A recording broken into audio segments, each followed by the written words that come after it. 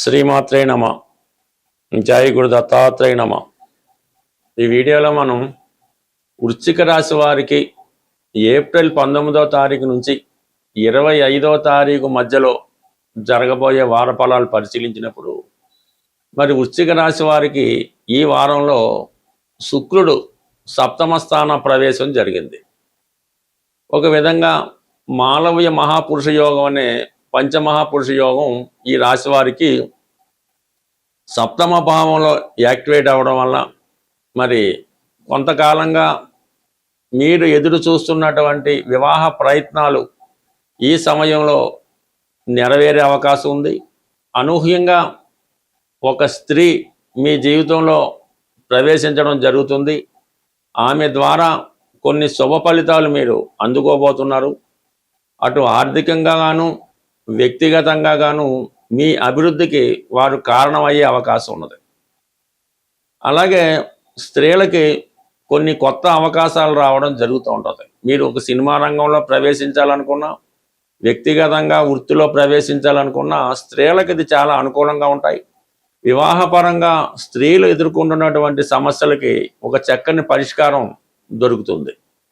అలాగే ప్రధానంగా అష్టమ స్థానంలో ఉన్నటువంటి గురువు 5వ స్థానంలో ఉన్నటువంటి బుధగ్రహంతో పరివర్తన కారణంగా అనూహ్యంగా ఏదో ఒక అద్భుతం జరిగినట్టు మీ యొక్క ఆర్థిక పరిస్థితి ఒకేసారి టర్న్ అవ్వడం జరుగుతూ ఉంటుంది.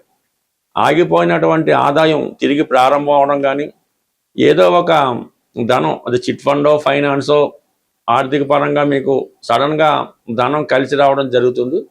కొంతవరకు చిన్నగా స్పెక్యులేషను, షేర్ మార్కెటు అటువంటి వాటిలో కూడా కొద్దిగా కలిసి వచ్చే సూచనలు ఈ సమయంలో మీకు కనబడుతున్నాయి. ఇక ప్రధానంగా రవి దశమాధిపతిగా రవి 6వ స్థానంలో ఉచ్చులో ఉండడం వలన వృత్తిపరంగా మీరు ఎదుర్కొన్నటువంటి సమస్యలు పరిష్కారం అవుతాయి. ప్రభుత్వ ఉద్యోగులకి చాలా బాధ్యత పెరుగుతూ ఉంది. అలాగే కొత్తగా ఉద్యోగ ప్రయత్నం చేస్తున్న వాళ్ళకి కానీ, రాజకీయ నాయకులకు కానీ ఏదో ఒక పదవి అధికారం రావడం జరుగుతూ ఉంటుంది. నిరుద్యోగులు ఇంటర్వ్యూలో విజయం సాధించి ఉద్యోగ ప్రయత్నాలు చాలా వరకు ఫలించే అవకాశం ఉంది. అలాగే మీకు ప్రభుత్వ కార్యాలయాల్లో కానీ కోర్టుల్లో కానీ ఏవైనా సమస్యలు ఉంటే అవి చాలా వరకు పరిష్కారం అవుతాయి. ఉద్యోగంలో ఒక విధమైన ప్రమోషన్ లాంటి హోదా పెరిగే అవకాశాలు రవి యొక్క అనుకూలతో రావడం జరిగింది. ఇంకా యాస్టీజ్గా 4వ స్థానంలో ఉన్నటువంటి రాహు ప్రభావం వల్ల 5వ స్థానంలో ఉన్నటువంటి ఈ కుజ శని బుధగ్రహాల ప్రభావం వల్ల విద్యార్థులు చాలా కష్టపడితే తప్ప అనుకున్న ర్యాంకు సాధించలేకపోతూ ఉంటారు. చదువులో కొద్దిగా నిరాశ ఎదురయ్యే అవకాశం ఉంది.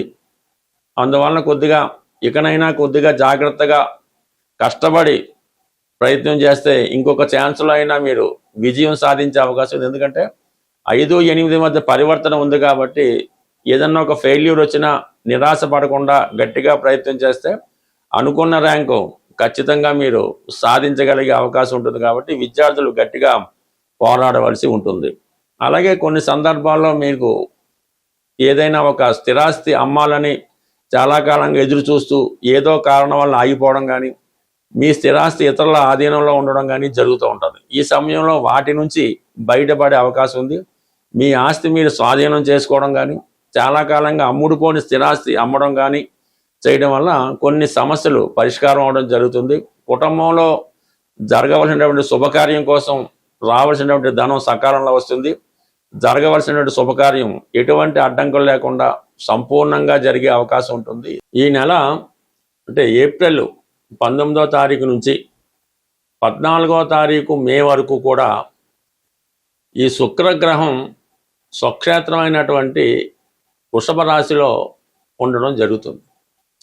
అయితే ఇది సహజంగా ఈ వృషభ రాశి అన్నది సహజ రాశి చక్రంలో ధనస్థానం అవుతుంది. ఆ ధనస్థానంలో ధనాధిపతి ఉన్నప్పుడు ఆర్థిక పరంగా ఎవరికైనా సరే, ఏ లగ్నం వారికైనా ఏ రాశి వారికైనా శుక్రుడు స్వక్షేత్రంలో ఉన్నప్పుడు ధన సంపాదన విషయంలో చాలా అనుకూలమైన పరిస్థితులు ఎదురవుతుంటాయి. ఈ సమయంలో మీరు ఈ శుక్రుడికి సంబంధించినటువంటి పరిహారం చేసుకోవడం వల్ల మీ కుటుంబానికి వ్యక్తిగతంగా మీకు కూడా ధన సంపాదన పెరుగుతూ ఉంటుంది. కుటుంబం కూడా సౌఖ్యంగా ఉండడం జరుగుతూ ఉంటుంది. ఎటువంటి విభేదాలు ఉన్నా కూడా పరిష్కారం అవడం జరుగుతూ ఉంటుంది. దీనికి ప్రధానంగా మీరు ఏం చేయాలంటే, శుక్రవారం రోజు, ఏదైనా ఒక శుక్రవారం రోజు సాయంకాల సమయంలో ఏదైనా దేవాలయంలో ఎరుపు రంగు గులాబీ పూలు ఒక 6 మంచివి, చాలా ఫ్రెష్గా ఉన్నవి ఆ దేవాలయంలో సమర్పించవలసి ఉంటుంది. అది వెంకటేశ్వర స్వామి ఆలయం అయినా పర్లేదు, హనుమాన్ టెంపుల్ అయినా పర్లేదు, ఆలయంలో సమర్పించవలసి ఉంటుంది. అదే రోజు అక్కడ ఉన్నటువంటి భక్తులకి జిలేబీ పంచిపెట్టడం వల్ల మీకున్నటువంటి ఆర్థికపరమైన సమస్య తొలుగుతుంది. వివాహానికి ఏవైనా ఆటంకాలు ఉన్నప్పుడు అవి కూడా తొందరగా తొలగిపోయే అవకాశం ఉంది. అదే ఇదే సమయంలో, అంటే ఈ శుక్రుడు ఈ స్వక్షేత్రంలో ఉండగా మీ కుటుంబంలో ధనం నిలవాలంటే మీరు ఒక చిన్న పరిహారం చేయవలసి ఉంటుంది. ఈ పూర్వకాలంలో, అంటే ఇప్పటికీ కూడా కొన్ని ప్రాంతాల్లో ఈ డబ్బులు వేసుకునే డిబ్బీలు అంటారు దాన్ని, మట్టితో చేసినటువంటిది డబ్బులు వేసుకునే ఒక చిన్న మట్టి కుండ లాంటిది తీసుకొని అది శుభ్రంగా ఇంటికి తీసుకొచ్చి దానికి శుభ్రంగా పసుపది రాసి ఆ మట్టి పాత్రలో ఒక పిడికెడు కళ్ళుప్పు, ఒక 5 గోమతి చక్రాలు, అలాగే రాగి నాణ్యాలు ఏవైనా ఉంటే కనీసం ఒక 6 కానీ 3 కానీ, లేదంటే ఒక రాగి నాణ్యమైనా ఆ మట్టి పాత్రలో వేసి దానికి పైన ఒక ఎరుపు రంగు క్లాత్తో క్లోజ్ చేసి అది మీ దేవుడి మందిరంలో కానీ, లేదంటే మీరు సామాన్లు దాచుకునే ప్రాంతంలో దాన్ని జాగ్రత్త పెట్టడం వల్ల అది నెమ్మదిగా మీకు ఆకర్షణ పెరిగి ధనం సమృద్ధిగా వచ్చే అవకాశం ఉంది. బట్ ఏదైనా ఈ శుక్రగ్రహం బలంగా ఉన్నప్పుడు మీరు ఒక 18 రోజులు కానీ 41 రోజులు కానీ ఒకే సమయంలో పర్టికులర్గా మీకు ఏ టైం కుడితే ఆ టైంలో మరి కనకదార స్తోత్రాన్ని పారాయణ చేయడం వల్ల కానీ వినడం వల్ల కానీ మీకు ఆర్థిక పరంగా చాలా అనుకూలమైన పరిస్థితులు ఎదురవుతూ ఉంటాయి. సో ఇదే సమయంలో ఎక్కువగా స్త్రీలను గౌరవించడం, అంటే మీకు తల్లిగారికి కానీ పెద్దలు, మీ కుటుంబ పెద్దలకు కానీ ఎవరైనా మంచి స్త్రీలకి మీరు ఈ సమయంలో వాళ్ళకి ఒక కానుకగా ఎరుపు రంగు చీర, జాకెట్టు, గాజులు, ఈ సౌభాగ్య వస్తువులు వాళ్ళకి మీరు కానుకగా ఇవ్వడం వల్ల మీకు వాళ్ళు సంతోషించినప్పుడు ఆటోమేటిక్గా మీకు ధన సమృద్ధి కూడా కలిగే అవకాశం ఉంది. బట్ ఏదైనా ఎవరి జీవితంలో అయినా మీరు ఆనందంగా సంతోషంగా ఉండాలంటే మీ ఆత్మీయులటువంటి స్త్రీలని, మీ ఇంట్లో ఉన్నటువంటి స్త్రీలకి ఎటువంటి ఇబ్బంది రాకుండా, వారికి ఏ లోటు రాకుండా చూసినప్పుడు ఆటోమేటిక్గా మీకు ధన సంపద పెరిగే అవకాశం ఉంటుంది, పెరుగుతుంది కూడా. స్వస్తి.